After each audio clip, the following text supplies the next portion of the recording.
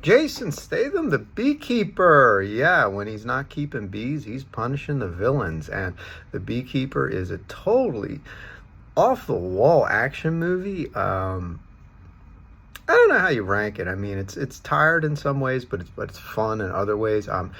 I first saw I first heard about the movie when I was at the former Grauman's Chinese Theater in Hollywood Boulevard, and big old IMAX screen. The trailer came up, and I said, "Man, that is a dopey ass movie, and it's so dope it'll probably do 50 million bucks." And I was wrong; it did 60 million.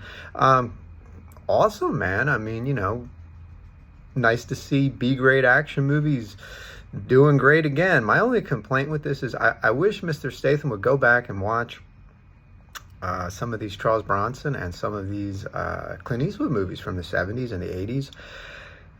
The issue is the Beekeeper, man, it's kind of a flat character, and the old school 70s, 80s action movies, they kind of put a little bit more effort into making the backstories of the characters a little bit more believable. Unless you're talking like a lower budget action movie, like a Cannon film, Golden Globus film, and the Beekeeper kind of comes off like a modern Golden Globus film.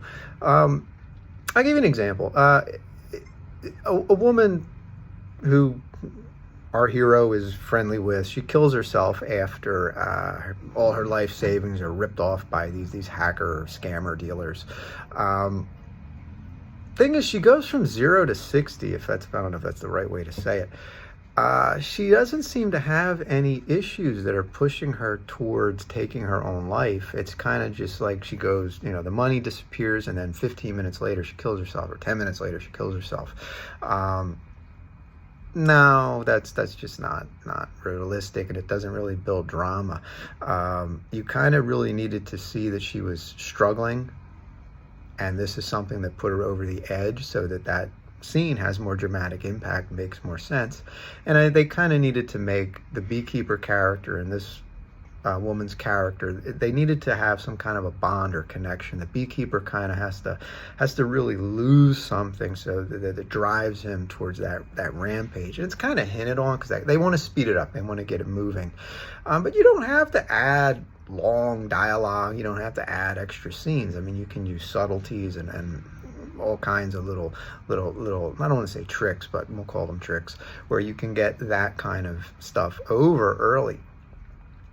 And the bad guys were kind of, silly. They were like silly James Bond villains, not so much menacing as much as like, I don't know, annoying more than anything else. Doesn't really build you up for a great climax. Not to say that, I want to see something as cynical or as dark as, say, Forced Vengeance, where it gets mean-spirited. You can still have a lighthearted, over-the-top action movie. Wanted Dead or Alive would be a great example. I think it's still that. I think that film has a cult following to this day. I remember catching that with Gene Simmons and Rutger Hauer. So if you haven't seen that and you saw The Beekeeper and you like The Beekeeper, you'll really love Wanted Dead or Alive. And I think I should do a video on that one. But please don't get me wrong. I'm not giving The Beekeeper a bad review. It's a B movie. Well, they don't have B movies anymore because they don't have double features anymore, but you kind of know what I mean. It is a lower budgeted action movie targeted more towards an action movie audience with a ceiling in terms of how much it can earn. So, they're not going to spend insane amount of money developing the screenplay, but you can still do a little better, and I hope they do that in the future with the next Statham movies, and because I'm a big Statham fan.